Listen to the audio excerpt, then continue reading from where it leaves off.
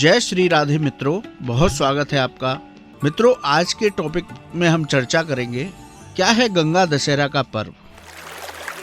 गंगा दशहरा का पर्व किस दिन मनाना चाहिए, इस दिन हमें क्या दान करना चाहिए और किस तरह से इस पूरे पर्व को मनाना चाहिए, इस बात पर भी चर्चा करेंगे। साथ ही चर्चा करेंगे कि गंगा दशहरा पर्व को मनाने से हमारे किन 10 पापों से हमें मुक्ति मिलती है। तो आइए शुरू करते हैं गंगा दशहरा पर्व की चर्चा।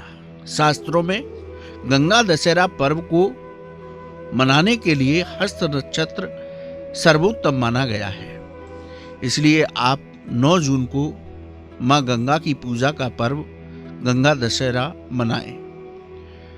मित्रों, गंगा दशहरा पर्व क्या है? ये 2 तिथियां हमारे यहाँ शास्त्रों में आती है, गंगा सप्तमी और गंगा दशहरा यानी गंगा दशमी।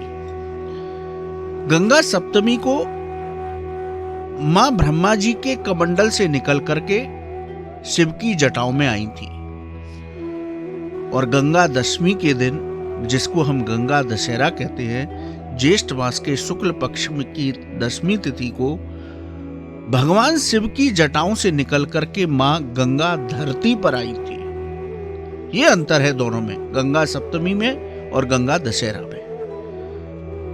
सप्तमी को ब्रह्मा जी के कमंडल से निकली, शिव की जटाओं में आई, और गंगा दशहरा के दिन, दशमी तिथि के दिन, ज्येष्ठ मास की शिव की जटाओं से निकल करके हम सभी के कल्याण के लिए धरती पर अवतरित हुई। ये गंगा दशहरा का पर्व है। शास्त्र कहते हैं गंगा के स्मरण करने मात्र से ही साधक को पाप कर्मों से मुक्ति मिल जाती है। गंगा के स्नान करने से सभी पाप समाप्त हो जाते हैं। तो गंगा दशहरा का पावन पर्व परम कल्याणकारी सनातन धर्म में माना गया। इस बार गंगा दशहरा के दिन 4 परम कल्याणकारी संयोग बन रहे हैं। ये नक्षत्र और ग्रहों से मिलकर बन रहे हैं। गंगा दशहरा के दिन गुरु, चंद्रमा और मंगल का दृष्ट संबंध रहेगा, इसलिए गजकेसरी योग और महालक्ष्मी योग बन रहा है। वृष राशि में सूर्य बुध की युति से सूर्य बुधादित्य योग बन रहा है। ज्योतिष शास्त्र में इस योग को भी कल्याणकारी माना गया। सूर्य और चंद्रमा के नक्षत्रों से पूरे दिन रवि योग बनेगा। रवि योग और गुरु पुष्य अमृत योग को सनातन धर्म और ज्योतिष शास्त्र में परम कल्याणकारी माना गया। इसलिए इस बार गंगा दशहरा पर पूरे दिन रवि योग रहेगा। इसलिए इस दिन पूजा पाठ, गंगा स्नान, दान करने से साधकों को परम कल्याण की प्राप्ति होगी। मित्रों, कहा जाता है कि गंगा दशहरा के दिन हमें 10 पापों से मुक्ति मिलती है, जिन पापों को हम चाहते न चाहते करते रहते हैं। मनुस्मृति में 3 कायिक पाप बताए गए, जो काया से किए जाते हैं, शरीर से किए जाते हैं, जैसे चोरी करना, हिंसा करना, पर स्त्री गमन करना या दूसरी स्त्री के बारे में गलत सोचना। 4 वाचिक यानी बोलकर किए गए पाप बताए गए, जैसे किसी को कठोर वचन बोलना, झूठ बोलना, चुगली करना, व्यर्थ बोलते रहना। ये 4 वाचिक पाप शास्त्रों में बताए गए। 3 मानसिक पाप शास्त्रों में बताए गए, जैसे दूसरे की वस्तु को लेने का विचार करना, दूसरों का बुरा सोचना और व्यर्थ सोचते रहना। इस तरह से 10 पाप मनुस्मृति में बताए गए, 3 कायिक, 3 वाचिक, 3 मानसिक। गंगा दशहरा के पर्व के दिन मां गंगा में स्नान करने से इन पापों से साधक को मुक्ति मिल जाती है।